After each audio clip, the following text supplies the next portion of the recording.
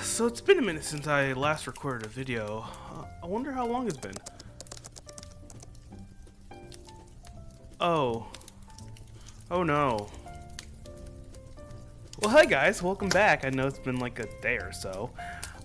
Between the me finishing a couple other Gundams, I wanted to show you a couple of the ones I made before I began recording and starting this YouTube channel. I wanted to show them off and kind of ramble on about them, so including the one I broke during this video, which is just great. I'm gonna put that on the back corner while I show everyone my first Master Grade Gundam I did, the Buster Gundam. Now I'm gonna preface with this. I don't know a lot about this one since I haven't gotten to the Gundam Seed trilogy all that much, because I really don't like Gundam Seed's animation style. It's unnerving and gives me weird uncanny valley vibes that make me like cringe every time I look at them. So I may go back to like watching the series and braving through the cringe, but I'll do that after I finish the Universal Century. So a little bit about him. I bought him as my first Master Grade. I enjoy more militaristic style of Gundams where they have a lot of weapons going on. Not too fan of the energy weapon system, excluding the beam saber, because that's like the most like iconic weapons. But I really like the double guns of the Buster Gundam and how you can combine them into one giant gun. And then he has the missile packs on the pauldrons, I believe they're called.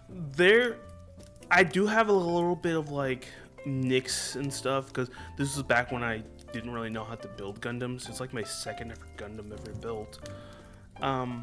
But I did have a lot of fun building it. It doesn't give me as much headache as the 00 Quanta that I made the first video on, but it does have some minor kinks and missing parts because I wasn't very good at building them, and I'm still not that great at them. It took me a little bit to get these poses in specific places, but all in all, it wasn't too much of a problem to build this. So a little bit. Actually, I want to go into the Buster Gundam and a little bit about its history. It was a prototype artillery with the other Gundam Seed, like initial starter Gundams. It was piloted by Shams Kuza, I think I'm pronouncing the name. But that was after it was remanufactured. The first pilot was actually Derka Elsman, if I'm pronouncing the name right. Let me know in the comments if I pronounced it right. It showed up as early, I believe, as the first episode of the series, but it was only like in passing because they wanted to show the main Gundam of the series. I actually liked it when it first showed. It's funny because with the Gundam Seed, the first couple episodes, I think I only watched like the first 3 episodes. I liked all of them except like the main line. For some reason, I don't particularly like how the colors turn on like an armor thing. I know I haven't gone too much into Seed, so I don't know too much. But just that little interaction, it's like, oh, come on, just leave the colors in. Is it really like that bad that the colors don't stay on? Yeah, I mean, this is mostly, it has a, let me rephrase that. See, this is the part where I ramble. It does have a double, like an anti-armor shotgun and a long-range sniper rifle. It can like, for some, like the weapons can like combine in different ways, producing different types of. So it has the 220mm 6.2 missile pods, which are the ones on the shoulders. 350mm gun launcher, which is on his right side. The anti-air shotgun, which is when you place his right hand on the forward one, it becomes the shotgun.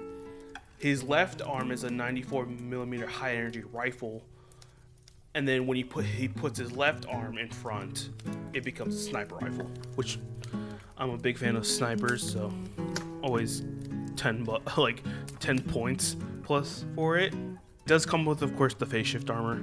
I've already spoken about how I feel about the Buster one, but I mean, now we're gonna go on to what's the next one. So I believe it's called the RX-77-2. It's called the Guncannon, but it's from the classic Universal Century. With the introduction of the mainline Gundam, this was paired with the gun tank as like a support.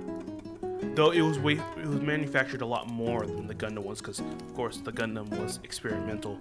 Spoilers, but it's from like the 70s, so I don't really need to put a spoiler behind that. It came with a red. I very much like the design, the classic design. I don't know why, but when I look at the Guncannon, it's a lot more pleasing to look at. Though this one was piloted by 2 different people, like the Buster Gundam. I did like both pilots, actually. You got the main 2 people. You got Hayato Kobayashi, which was, I believe, he was the first one to show up in the Guncannon. I might have to rewatch the series. And then Kai Shiden. I like both of these people. It took me a bit to like Kai more than Hayato, but once I liked Kai, it's like kind of like, okay, he's pretty cool. I liked his cynical take. He was very more realistic to what was going on with the main ship. It was I probably like the actual cannons on its shoulders more than I like the missile pods. I feel like just the cannons are more iconic in my mind, though the missile pod was like just as good. Back to Kai, I liked how he produced a more like realistic perspective onto Amuro, because he was the first one who's like, hey Amuro, you're being used by the government. And then at first Amuro was like, yeah, I'm just helping out, but then of course the like PTSD of being like a 12-year-old fighting in a galactic wars, or subgalactic in a way,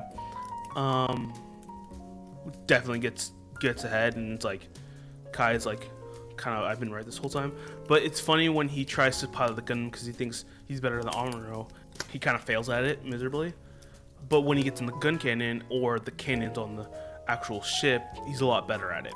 Hayato, I don't know what to think about Hayato, because Hayato came really close with Ryu, and I kind of like pair them together. It's like Hayato and Ryu, and then you have Amuro.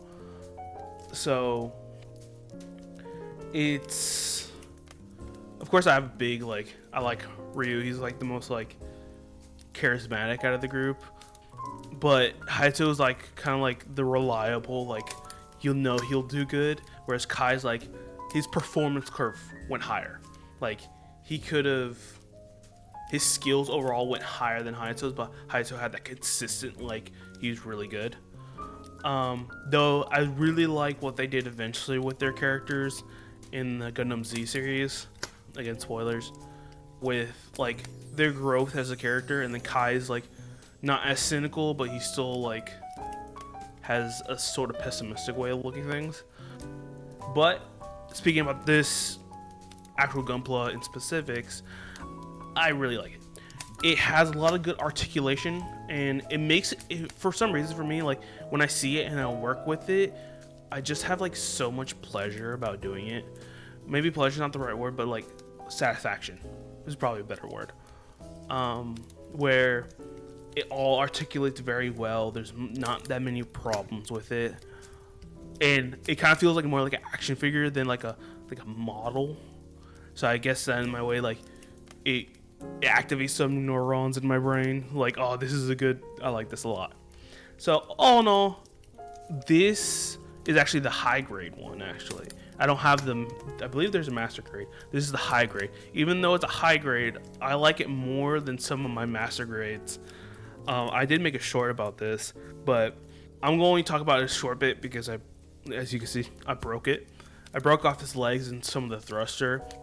I was trying to make it sit down, so I was trying to bend the knee more to get into a sitting position, and I snapped the joint. And though I actually didn't really care that I broke it, mainly because it was such a, how you put it, pain to work with.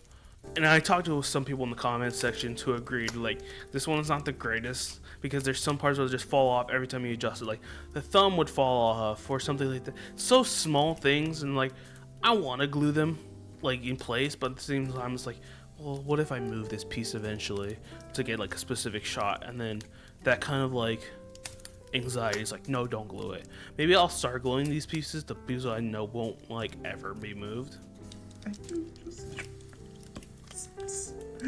I'm just trying to pose this and it keeps messing up.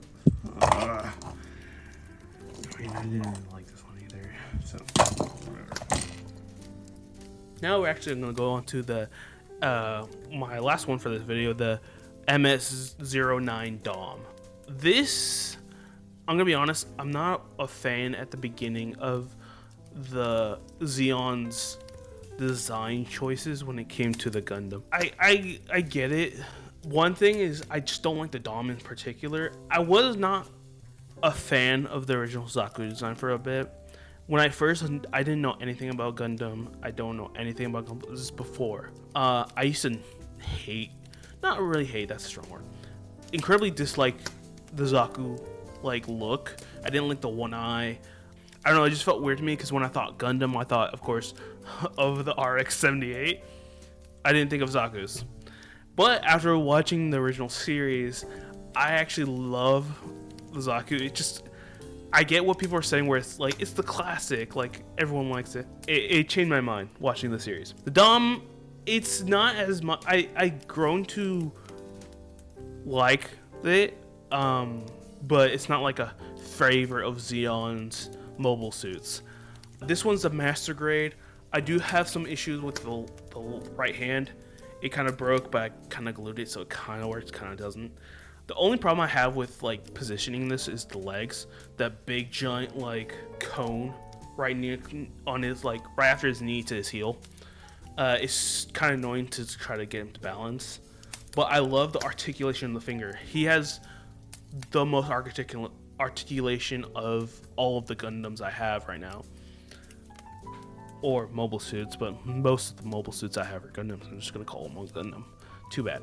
It was fun. I definitely felt more at ease with this because there's not a lot of intricate parts, and I think that's why I like all the older generation in a way, like they're from the original series. It's because they don't have a lot to them. They're relatively simple designs, but they were like pleasing to look at.